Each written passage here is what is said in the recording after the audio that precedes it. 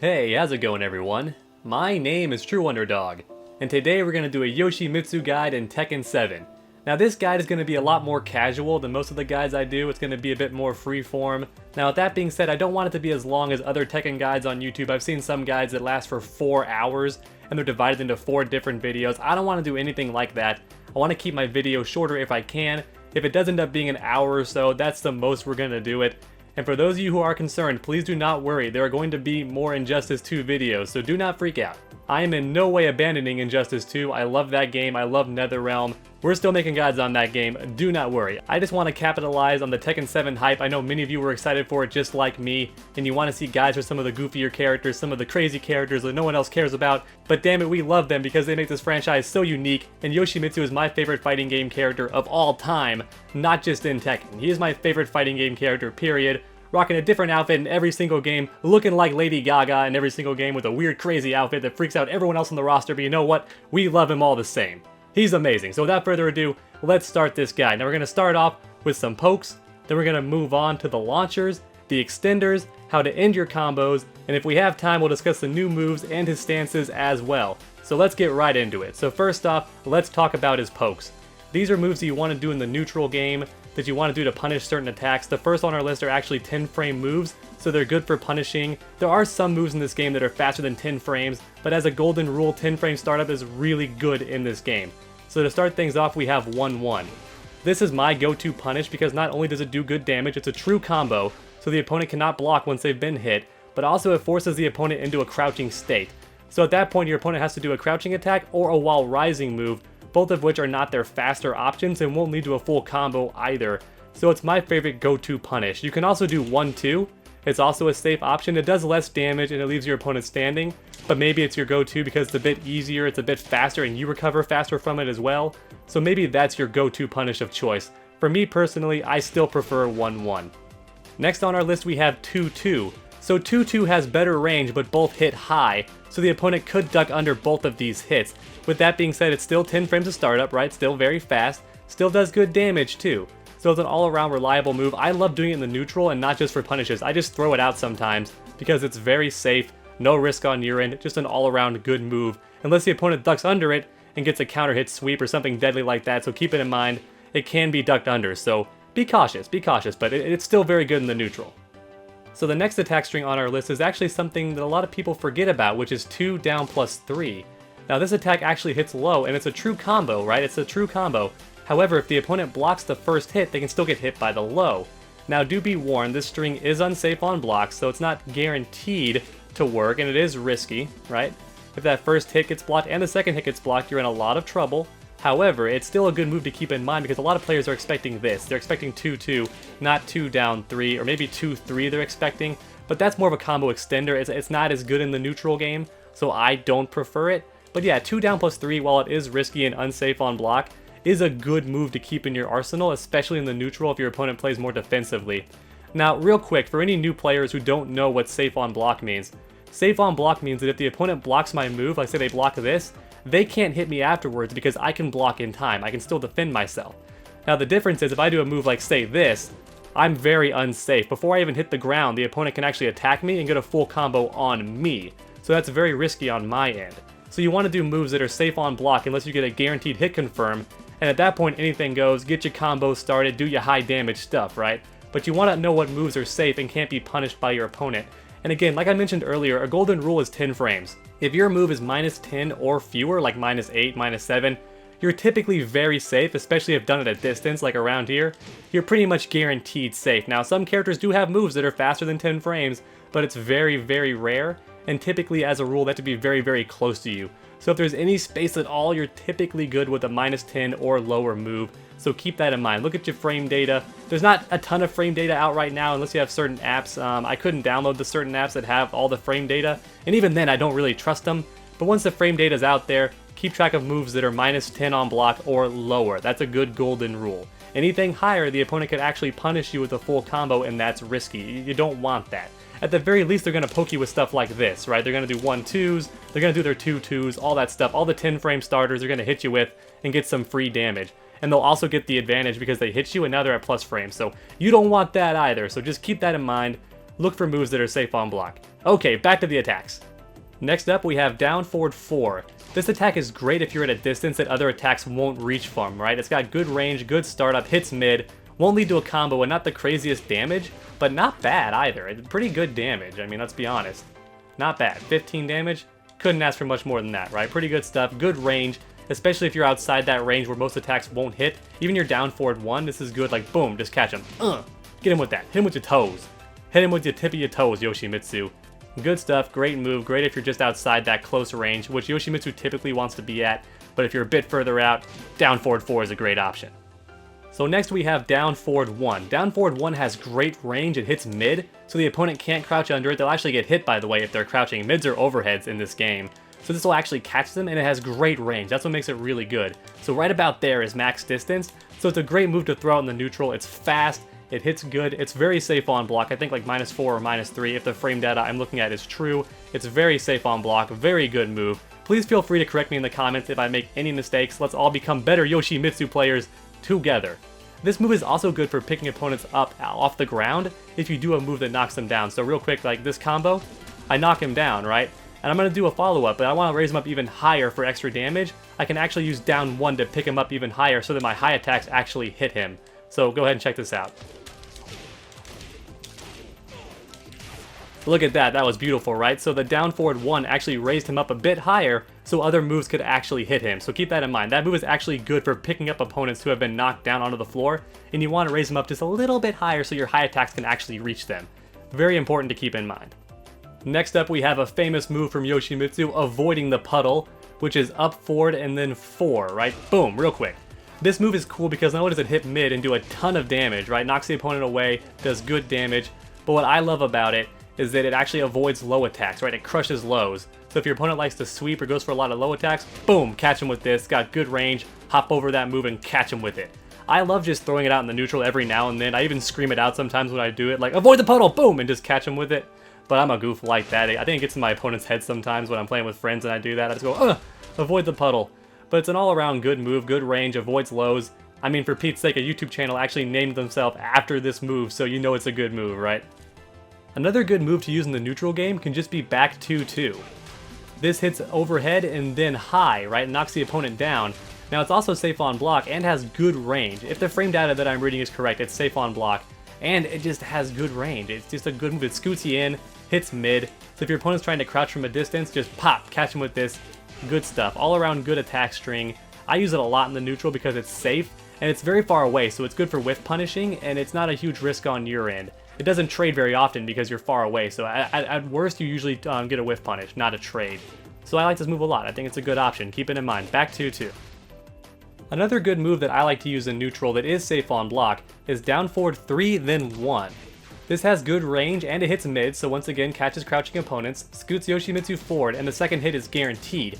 Now what makes this a very unique attack string is if you hold down 1 for even just a little bit, you actually get an unblockable attack. Now keep in mind, you can hold it down for a very long time, but I only hold it down for a little bit because that gives me the shortest charge and it is unblockable. So I like to keep this move in mind in the neutral, especially if your opponent is more defensive and scared, because Yoshimitsu is scary once he gets going, right? If they're terrified of your combos, then you can catch him with stuff like that, and I find it very useful. So yeah, always keep down forward 3-1 in mind, especially the unblockable version, but do be cautious with the unblockable because they could interrupt you or they can sidestep it or any number of things to get around it, right? So be careful when using it, but always keep it in mind. It's a good option in your arsenal. Okay, so these next moves are actually unsafe, so we're moving into unsafe territory. Now with that in mind, there's still good mix-ups, so just keep all that in mind. So first off, we have while crouching, down forward 4. So down forward 4 just hits low, right? And it's pretty good if you're being fast about it, like you're dancing around, right? You're dodging the opponent, you dash in, boom, catch him with it, right? You dash forward, crouch, boom, hit him with the move. Okay, I messed up, but you gotta have some execution, but you get the idea. You can dance around, crouch, boom, catch him with it. And if you're fast, they don't really see it coming. And it has good range too, by the way. It's got great range. Ooh, look at that range. Deadly sexy range, right? Good stuff, good stuff. And also, even better on counter hit, this bad boy actually leads into a full combo, so it's even deadlier. Now, it's a bit tricky to combo after the counter hit, but you'll get used to it with practice. And the reaction is really the tough part. Like, you're used to it not trading on counter hit, right? So when it does actually happen, you're gonna have to train your brain to know what to do when it does occur, because that's the hardest part for me. The combo isn't tough. The tough part is seeing that hit and go, oh, combo time. combo time, right? That's the tricky part for me personally. But yeah, it's a great poke. It's unsafe if you do it too close, so try to do it at max range or at least like somewhat further from the opponent so they can't punish you as badly. But also keep in mind that on counter hit, you get a full combo, so it's still a great poke. Plus, you always want your opponent to think about your lows. You always want to scare him with that, right? You always want it to be a threat. So down forward 4 while crouching is a great move to keep in mind. And last but not least on the pokes, we actually have down back 3, which if you keep pushing 3, keeps hitting low, right? It'll keep hitting low over and over again. This move is pretty good. It is very unsafe if the opponent blocks it, but it does combo. Like the first few hits actually do combo, right? The third hit on doesn't actually hit, but the first 2 are free hits, right? Good stuff. So I find it pretty useful in the neutral, plus if the opponent does block it, you can always push 4 after, and that'll actually give you a mid. And if the opponent's blocking low trying to hit your kicks, boom, get him with the mid, hit him overhead, send him flying away.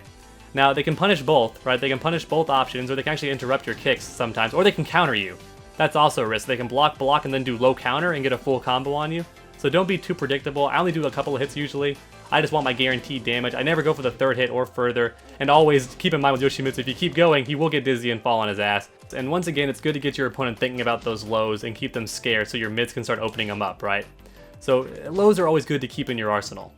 Alright, so that concludes the pokes. Let's move on to the launchers, right? Get these combos started. So first and foremost, you have the trustworthy, ever-faithful down forward 2.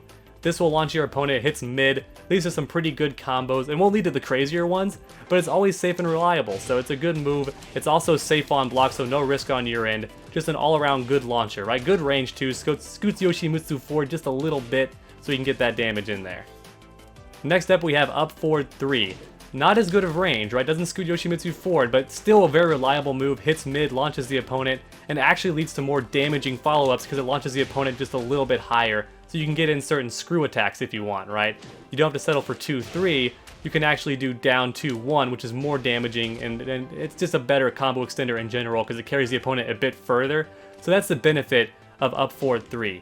Now, according to the frame data that I'm looking at, it's actually unsafe on block, but I had yet to see an opponent punish me properly for it.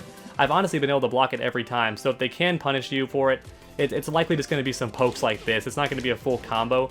So I still think it's good to throw out every now and then in the neutral, just to catch your opponent for crouching, or even to just catch them doing a move. It's very fast. It's a very fast move, right? Very fast for a launcher. So a good move. It also can crush lows because he hops off the ground. So not a terrible move. Good move, slightly unsafe if this frame data I'm reading is correct. Okay, so next we have a risky move, which is wall rising 2-1. This move can be awesome because it leads into his Manji Dragonfly and still leads into good damage, right? And if your opponent does something that leaves you in a crouching state, like our 1-1, you can actually dodge a high attack afterward and get a wall rising attack and get a full combo, right? So that's pretty good. And even if you get a hit and you don't want to follow up the combo, you're now in the Manji Dragonfly stance, so you can get some stuff started, right? Get your damage, get in there, right? So that's the benefit. I dropped my combo, but it's okay. No one's gonna die today because I dropped my combos. Just be nice in the comments section. This is all live, like there's no editing. This is like all one long audio clip, so hopefully you guys appreciate that I'm doing the best I can to have my execution on point. So the reason this move is super unsafe isn't just because of it being unsafe on block, but because I'm left in Manji Dragonfly, which you can't block while in this stance, so if the opponent hits me, I'm in a lot of trouble. Now, that being said, you can try to save yourself by either flying away or by doing 2. 2 will actually launch the opponent on hit and give you a short combo if you want, right? So that's pretty good. But at the same time, big risk on your end, so be careful. The wall rising is very risky, but what it's even better for is for crouching under a high attack and then whiff punishing, right? That's what it's good for. So if you have a keen eye and your opponent goes for a lot of high attacks, you duck under it, catch him with the wall rising 2-1, and then get him with the full combo, and everything will be alright. We're gonna have a happy ending after all. Just be safe when you use it. It's a great option. It's good to know you have it, but be conservative with it. Next we have one of my favorite moves for advancing in on the opponent, which is forward 4. Now it's not technically a launcher, but it does knock the opponent down, and you can follow it up with a full combo as you saw earlier. So it's still a very good option, and it's safe as long as you don't do a follow-up. So if they block it and you just turn around, you're good. And I turn around by holding down back. That way I'm crouching too, so they can't throw me. When you turn your back to the opponent, a lot of them have an instinct to just throw you, because you can't tech a back throw. So if you turn your back to the opponent, you want to crouch and block, so down back. That's what I typically prefer to do. Now, don't be too predictable, because if you do that over and over again, they're just going to do a mid and get a launcher on you, because most launchers actually are mids. So be careful about that. Like, while down back 1 is my go-to stuff, like, I like to do down back to block, but just be warned, it can be risky. They can punish you for it. So yeah, the forward +4 is very good for approaching the opponent. If it's blocked, you're still safe, and if it hits, you get a full combo, so I really do love it. I think it's a great move. I also love that it hits mid to catch the opponent. Just an all-around good move in my personal opinion. Now next on our list we have an unblockable low attack, which is done while crouching, and that's down forward 1. Now this sweeps the opponent and is unblockable. Now with that being said, it has some startup to it, so the opponent could jump or backdash and hit you with a full whiff combo, right? This move does not recover right away. I'm not able to punch immediately after doing it, so they could whiff punish you for a big combo. So be warned, don't do it too often. But when you do get it, you still get your good combos, which is awesome. And once again, this is where down forward 1 comes in handy, because it actually raises the opponent up. So good stuff, right? Get your full combo going. Alright, so now we're getting into unsafe territory. First off, we have back 2-1. Now back 2-1, as you can see, second hit does not connect unless the first hit is a counter hit, or if the opponent just tries to interrupt me or pushes a button. Maybe they walk forward for some foolish reason, but otherwise it's not a true combo. Now, the good news is that if it does hit the opponent and you do get the counter hit, you actually get some of your most damaging combos with this move. So it's a great way to get in some damage. Very reliable move in that regard. It's good for whiff punishing, and it's good against opponents who you know will try to attack during a frame trap. So if you set up your opponent with a frame trap like 2-1, and then you go, oh, I'm going to catch him with this, boom. I meant 1-2, sorry. If you do 1-2, get him in some frame advantage and then catch him with this, good stuff. But otherwise, it's very unsafe. Be careful when using it. I don't recommend doing this move very often at all. It's a very rare move. It's very situational. If you do it too often, it will be blocked every time, and your opponent will get you with a full combo. It's very unsafe. It's that unsafe. Be warned, this move can ruin your entire round. It can cost you the game. Alright, so big damage, but could still cost you the round. It's very risky. Be careful with this move. Be careful! And next up we have crouching down forward +4. You saw this move earlier, but if I catch them on counter hit, I actually get a full combo. So here's an example of what that looks like. Very good damage, very solid. It's a bit tricky to combo after, especially because the screen freezes and zooms in. It kind of throws you off a little bit. But once you get used to the reaction and the timing, it's not too hard to understand how to combo off of it. It's not too difficult at all. You just gotta train yourself to do it in practice mode, and also just playing online with some friends or playing the arcade mode. Just get used to knowing what to do when you do catch the counter hit, because it's very, very useful. And as we said, it's a great poke because it has great range and it hits low, so it is a good way to start your combos. But it does require some reaction and execution on your end. Okay, so that is it for the starters, so let's move on to the combo extenders, otherwise known as screw attacks. Now, not every extender is a screw attack, but the good ones sure are. So, my favorite one, I call it Old Reliable, is 2-3. 2-3 is very fast, a good screw attack, gives you a lot of time to move in and finish your combo. Now, it's not the most damaging option, but it is a very easy option, so if your reactions aren't that good, you have all day to see you got the hit, and then extend your combo. So you're like, did I hit him? Oh, I hit him! And you still have all day to see and do 2-3, which is good. You don't have to have crazy reactions to combo with 2-3. It's one of my favorite go-to extenders. Now, a more damaging extender is down 2-1. Now, the issue with this extender is while it does do more damage and leaves the opponent airborne for a lot of time, again, more time to dash in and finish your combo, or even just walk forward, the issue is down 2-1 has slower startup. Much slower startup, right? So you gotta keep that in mind. A lot of moves actually won't allow you to do it. So while it does extend most combos, there are some unique combos that will not be fast enough. You have to do 2-3 if you want to extend certain combos, because down 2-1 just isn't fast enough. Lots of damage, but just not quite fast enough, so keep that in mind. Another good option, especially if you're a beginner, is 4-3, but this move is also very slow. Now, the benefit is this move does not scale very much at all. It's just one hit and a lot of damage. So this move can be very good for comboing into your Rage Art, actually, into your super move. It can be very optimal because just one hit and a lot of damage. The fewer hits before your super, always good. You always want to do as few hits as possible before your Rage Art, otherwise the Rage Art itself scales and does less damage. For those of you that are new to fighting games, when I say scaling, I refer to how hits later on in the combo will do less damage depending on how long the combo is. So in other words, this attack, for example, like 2-3, will do less damage if I do more hits before it. However, it does more damage if there are fewer hits, so that's why 4-3 can be good for extending combos, or for super combos especially, because it means that your Rage Art will do more damage. It won't scale as much. So just keep that in mind. 4-3 is a good option, but again, just like 2-1, it's slow, so it's not the best option if your opponent's not in the air for very long, or if your reactions are slow, it just won't hit, right? See, I reacted too slow there? Not gonna work. That's the downside. Now, of course, your boy Underdog has very fast reactions, but the typical player, or especially a new player, may not have fast reactions, so Just keep that in mind. 2-3 is still a good option, good and reliable. Forward 3 does good damage, great for non-scaling combos. Down 2-1 is your most damage, but it's a bit slower. So keep all of that in mind. Now, last but not least, we have the combo enders. Now, keep in mind, there are a ton of ways you could actually end your combos, so don't get mad at me in the comments section saying I missed a lot of stuff. If I covered absolutely everything, this would be a 5-hour long video because Yoshimitsu has like 200 plus moves. So please bear with me. So my preferred way to end combos most of the time is to get that damage. So to get that damage, you do back 2-1, and then you cancel it into 1+2, which is a stance, and then you cancel that stance with forward 2. Right, so it ends up looking like this. Here, just to give you an example. You've seen it a lot the entire video, but here's an example. So you'll notice I did back 2-1, and then I canceled that into a stance, which is 1+2, and then with that stance, I did forward +2. Make sure you delay the stance a little bit. If you do it really fast, like it's all one string, it actually won't come out. You want to do back 2-1, wait for the first or second hit to connect, then do 1+2, and then wait a little bit longer, but not too long, and then do forward 2. Depending on how long the combo is. If the combo is long, you want to do that forward 2 as soon as possible. Otherwise, it will drop. But if the opponent's a bit higher, you actually want to delay the forward +2. Otherwise, it'll miss the opponent. They'll be too high in the air. So keep that in mind. It's going to take practice to learn the timing for each combo, but that's how you get your damage, right? It also leaves you standing. Now, as always, there is a trade-off to getting the damage. The trade-off is your opponent is very far away now, and you have to either run in with forward 4, which is my preferred move. But keep in mind they can sidestep this move. I should have mentioned that earlier. They can sidestep it and get a big punish on you. The point is the opponent's too far away for a lot of your mix-ups. You gotta run in and keep your pressure going. So the damage isn't always your best option. Now if you want to leave the opponent closer, you actually want to do down 2 to down 1. So that looks like this. Now every single hit hits mid.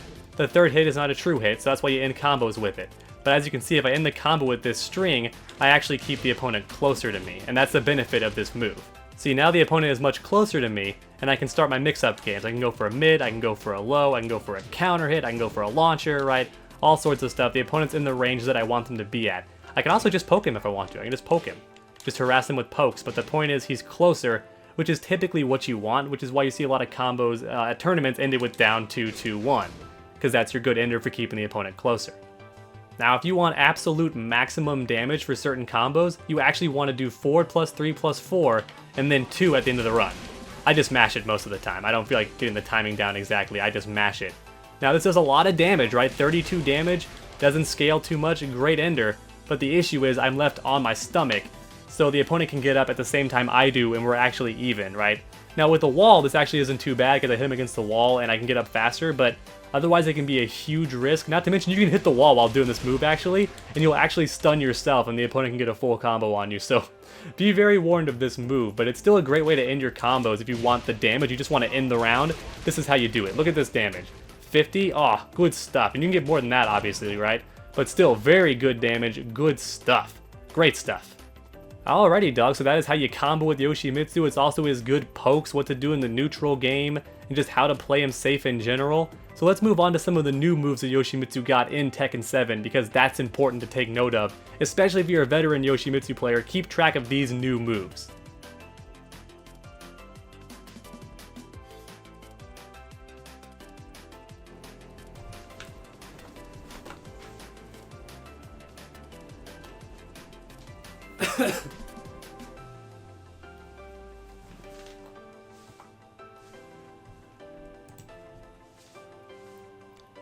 Okay everyone, so last but not least, we're going to cover his new moves and his big changes.